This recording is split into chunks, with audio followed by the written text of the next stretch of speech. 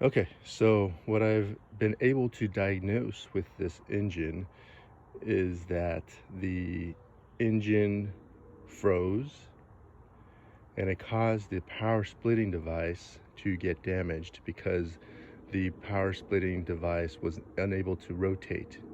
And so when it was unable to rotate, the chain broke off of the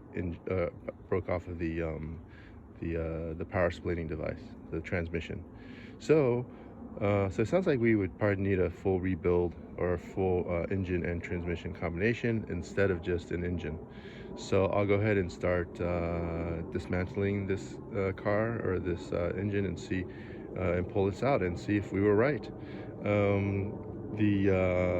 The originally the engine came completely frozen. I was able to unfreeze it by taking out the spark plugs, putting in some oil, lubricating it a little bit. So it seems like, as you can see from the previous video, it is spinning. So